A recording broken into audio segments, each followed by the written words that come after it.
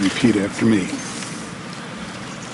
Do you, Daniel Patrick Malloy, solemnly swear that you will support the Constitution of the United States and the Constitution of the State of Connecticut so long as you continue a citizen thereof, and that you will faithfully discharge, according to law, the duties of the office of Governor to the best of your abilities. So help you God. I do.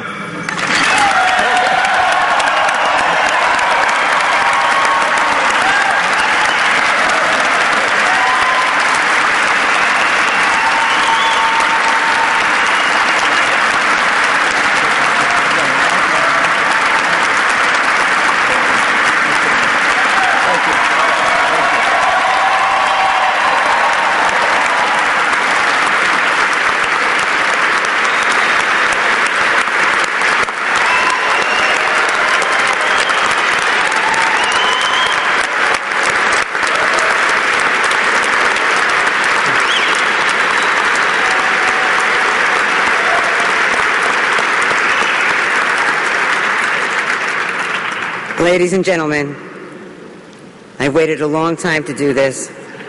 It is now an honor to present the 88th Governor of the State of Connecticut, His Excellency, Governor Daniel P. Malloy.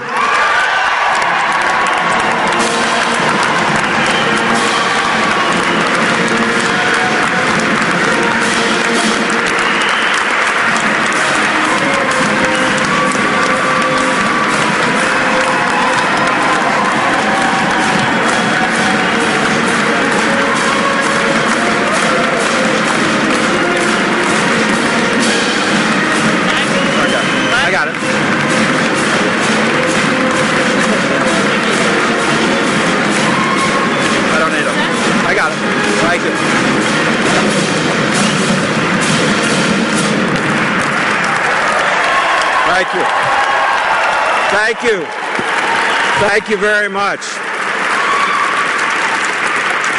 We have some helicopters waiting, so we should get going. I want to thank all of you for joining me today and welcome all of the distinguished public servants here, the members of the clergy, other honored guests, my very extended family, my friends, and the citizens throughout the state of Connecticut who are here with us today or watching on TV.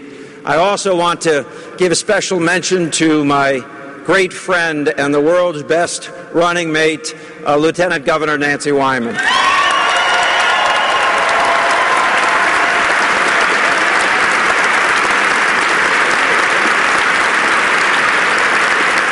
Also, again, a special mention to the former First Lady, Nikki O'Neill, the wife of the late, great Bill O'Neill, Governor of the state of Connecticut.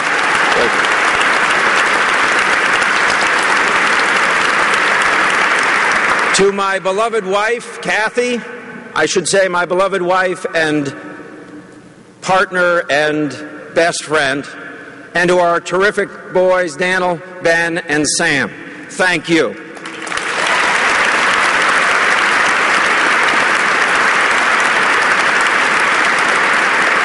Thank you for being here to mark a crucial cornerstone in our democracy, the transference of responsibilities and the conveyance of hope for our collective future from one gubernatorial administration to the next.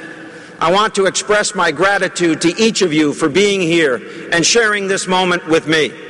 And I also want to talk with you about this moment in Connecticut's history, our great challenges, what I see as a crossroads of crisis and opportunity, and how, if we are all willing to engage in a shared sense of sacrifice, we can realize shared prosperity for everyone in Connecticut.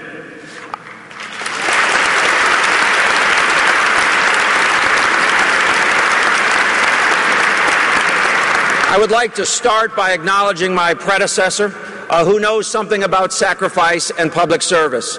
Governor Rell stepped into the role of governor at a time when our state was in a different kind of crisis, a crisis of confidence in the character and intentions of its leadership.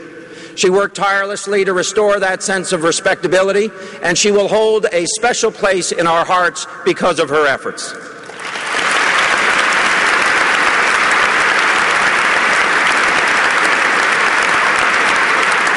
There are many others who know about sacrifice and public service.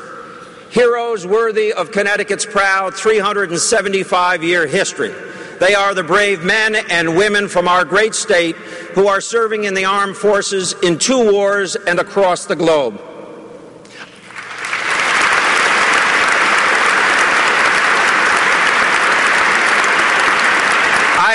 I hope and pray that we will have peace someday soon, and I wanted to thank all of them for their dedication to our country.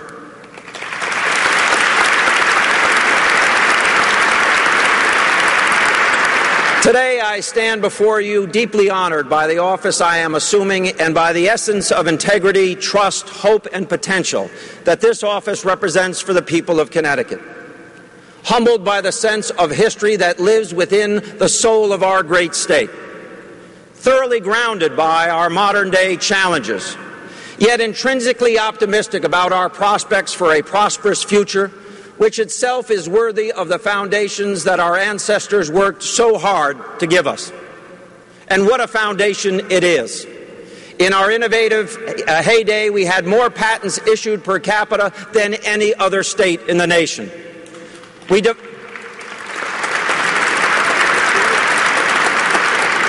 defined the American Industrial Revolution on a global basis and consequently enjoyed the highest per capita income of anywhere in this nation. We will forever be the home of world-class legacies such as Harriet Beecher Stowe, Mark Twain, Eli Whitney, Prudence Crandall, and so many others. Perhaps nowhere was our character better defined than by Abraham Davenport of my hometown of Stamford, when he spoke about the dark day in 1780.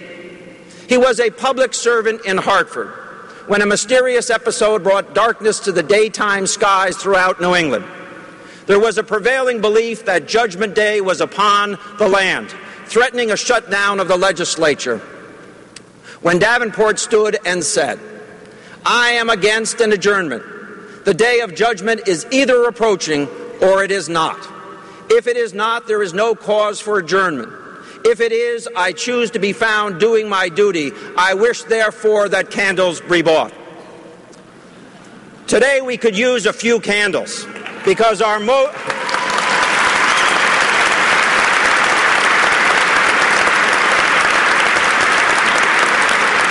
Today we could use a few candles because, as most people in Connecticut know, ours is not a pretty picture.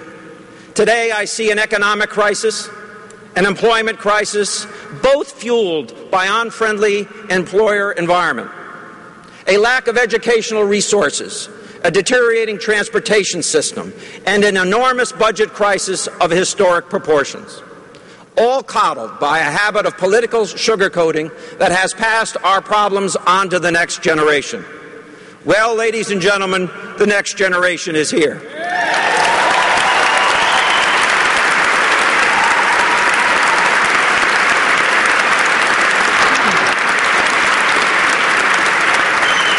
And we bring enough energy to make Abraham Davenport proud as we shine a light not only on Connecticut's problems, but on workable solutions that will leave our great state much better than we found her.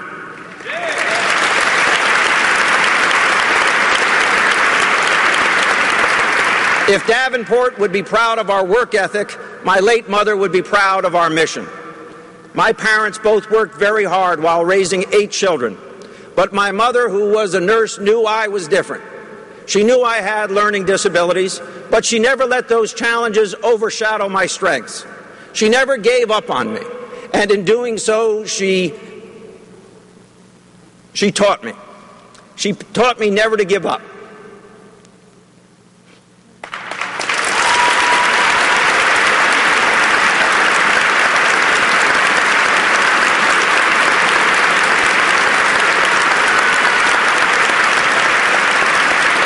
You'll like this one. And to press on. To recognize challenges, but to focus on strengths and possibilities. She focused her children on the importance of character, hard work, dedication, and love of family. And she repeatedly challenged us to leave this world a better place for our having been in it. And that is our mission, to leave Connecticut a better place than we found her.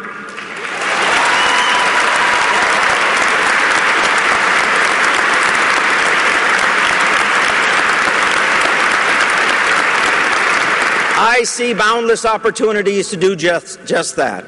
We will need to reach deep to our roots, those of strength yet compassion, of steadfastness and yet innovation.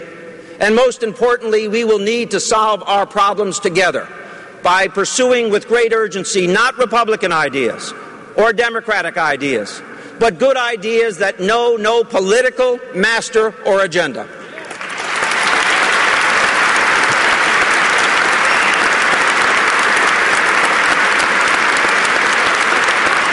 I will be addressing a joint session of the General Assembly in just a few moments, where I will begin to outline the framework for making Connecticut a better place. And I will provide a great deal more detail in my budget address later next month. In those addresses, I will put forth ideas. I will issue challenges for new, courageous ways to understand and solve our most intractable problems. You see, I believe that Connecticut's best days are ahead if we join together. If we join together in what must be a shared, emerging movement for rational, honest, achievable change. A movement that restores economic vitality, creates jobs, and returns Connecticut to fiscal solvency by establishing our means and then living within them.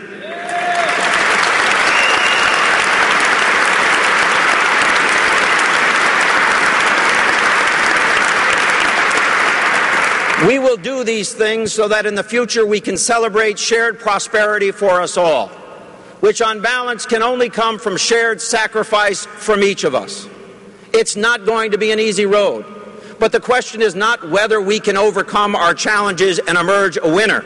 We already know we can from our history, and I know from personal experience that we can.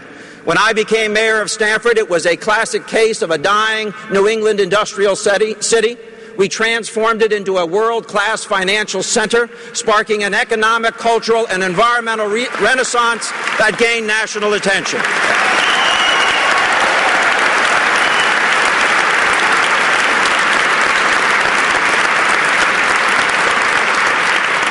I believe the people of Connecticut are willing to make sacrifices if shared sacrifice really is shared, that we understand where we are going, and that it is a sacrifice with a purpose. At this crossroads of crisis and opportunity, I believe we will hold fast to our heritage while we reach deep, rally hard, and choose to leave Connecticut a better place. Thank you all. God bless you. God bless Connecticut. God bless the United States of America. Thank you.